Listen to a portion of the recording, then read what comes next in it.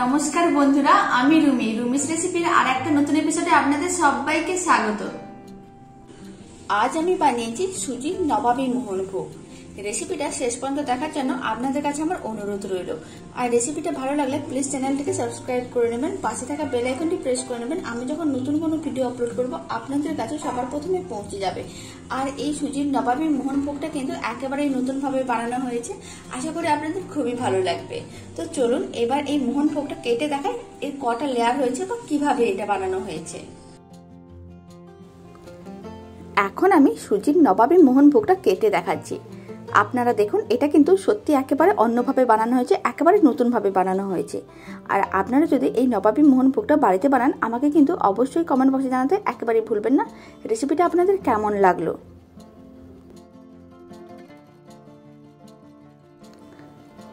আর এই সুজির নবাবী মোহনভোগের রেসিপিটা ভালো লাগলে লাইক শেয়ার করতে কিন্তু একেবারেই ভুলবেন না। তো চলুন এবার নতুন ধরনের সুজির নবাবী মোহনভোগটা বানানো শুরু করা যাক।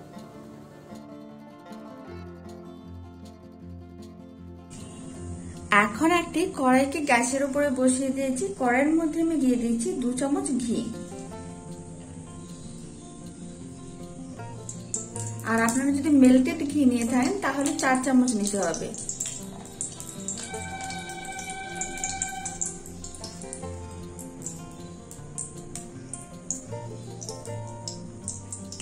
ঘিটা ভালো করে মেল্ট হয়ে গেছে আর গরমও হয়ে গেছে। এই সময় আমি ঘিয়ের মধ্যে দিয়ে দিচ্ছি কয়েকটা আমি কাজু বাদাম ও আলমন্ড বাদামকে ছোট ছোট টুকরো করে রেখেছিলাম, সেইগুলো এখন দিয়ে দিচ্ছি। এবার আমি কাজু বাদাম ও আলমন্ড বাদামগুলোকে হালকা লাল করে ভেজে নেব।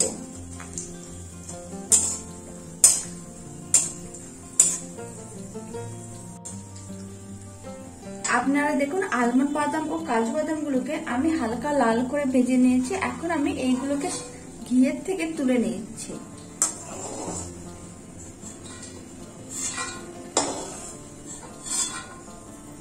এবার আমি এই ঘিয়ের মধ্যে দিয়ে দিচ্ছি মেজারিং কাপের 1 কাপ সুজি। এখানে প্রায় 200 গ্রাম সুজি আছে।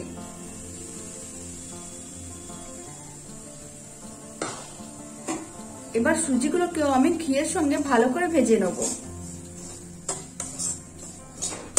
সুজিগুলোকে কিন্তু বেশ লাল লাল করে ভেজে নিতে হবে।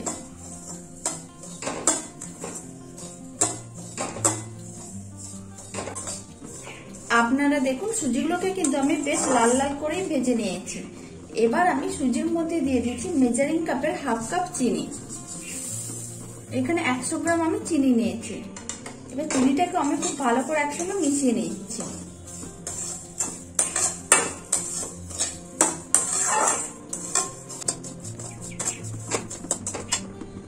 এবার আমি নিয়ে নিয়েছি মেজারিং কাপের 1 কাপ দুধ। আর এখানে আমি পুরো দুধটা একসঙ্গে দেবো না, এইভাবে অল্প অল্প করে আমি দুধ দিয়ে দেবো।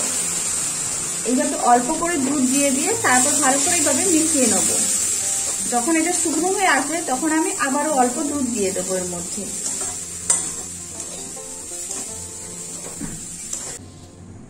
আপনারা দেখুন, এইভাবে আমি পুরো দুধটা অল্প অল্প করে দিয়ে দিয়েছি।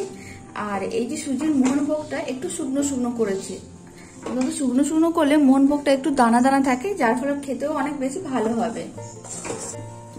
এখন আমি কড়াইতে 1 লিটার দুধ নিয়ে নিয়েছি। এবার দুধটাকে আমি ঘন করে ক্ষীর বানিয়ে নেব।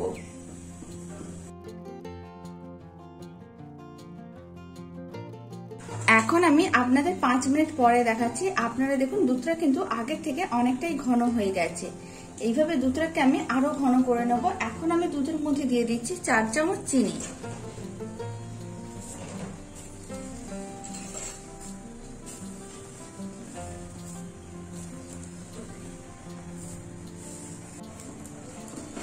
এবার চিনিটাকেও দুধের সঙ্গে ভালো করে মিশিয়ে নিচ্ছি। এবার দুধটাকে আমি আরো ঘন করে নেব।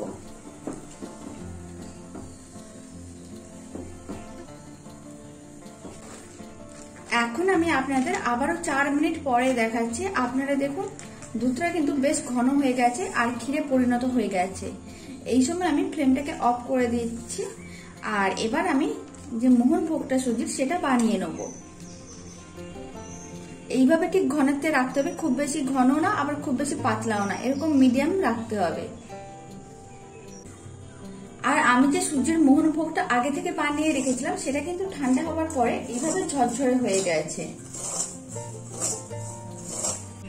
এখন আমি সুজির নবাবী মোহনভোগটা বানানোর জন্য এরকম একটি কাঁচের এয়ারটাইট যে কন্টেনার গুলো হয় সেইগুলো একটা নিয়ে নিয়েছি। এবার যে সুজির মোহনভোগটা আমি আগে থেকে রেডি করে রেখেছিলাম সেইটা এখন আমি এই কন্টেনারের মধ্যে দিয়ে দিচ্ছি।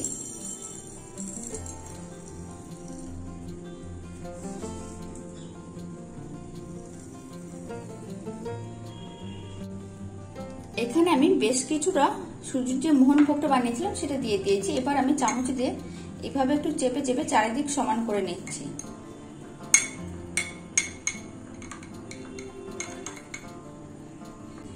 সুজির মোহনভোগটা আমি দিয়ে দিয়েছি। এখন আমি যে ক্ষীরটা বানিয়ে রেখেছি সেই ক্ষীরটা এখন আমি মোহনভোগের উপরে দিয়ে দিয়েছি।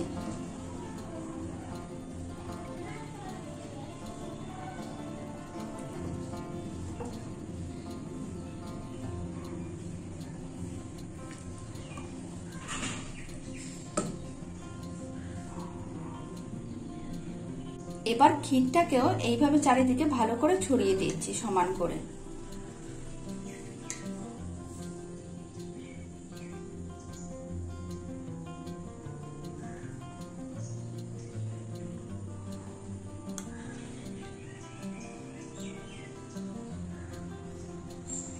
ক্ষীরটাকেও আমি ভালো করে ছড়িয়ে দিয়েছি। এখন আমি এর উপরে আবারও সুজির যে মোহনভোগটা আছে সেটা ছড়িয়ে দিচ্ছি। এইভাবে অল্প অল্প করে ছড়িয়ে দিচ্ছি সমান করে।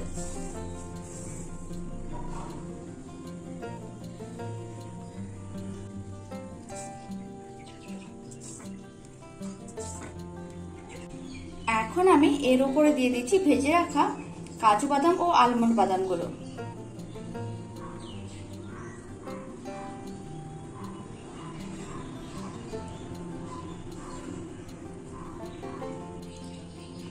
সুজির নবাবী মোহনভোগটা কিন্তু একেবারেই রেডি হয়ে গেছে। এটা কিন্তু খেতে ভীষণ ভালো হয়। আপনারা অবশ্যই বাড়িতে একবার বানিয়ে দেখবেন। আর রেসিপিটা ভালো লাগলে প্লিজ চ্যানেলটাকে সাবস্ক্রাইব করে নেবেন, পাশে থাকা বেল আইকনটি প্রেস করে নেবেন। আমি যখন নতুন কোনো ভিডিও আপলোড করব আপনাদের কাছে সবার প্রথমে পৌঁছে যাবে। তো চলুন এবার মোহনভোগটা একটু কেটে দেখাই কেমন হয়েছে। এখন আমি সুজির নবাবী মোহনভোগটা কেটে দেখাচ্ছি। আপনারা দেখুন, যখন আপনারা এই সুজির নবাবী মোহনভোগটা খাবেন তখন আপনারা যখন ক্ষীরটা দিয়ে খাবেন খেতে কিন্তু অনেক বেশি ভালো হবে। আশা করি রেসিপিটা আপনাদের ভালো লেগেছে। আর আপনারা যদি বাড়িতে এটা বানান আমাকে কিন্তু অবশ্যই কমেন্ট বক্সে জানাতে একেবারেই ভুলবেন না রেসিপিটা আপনাদের কেমন লাগলো।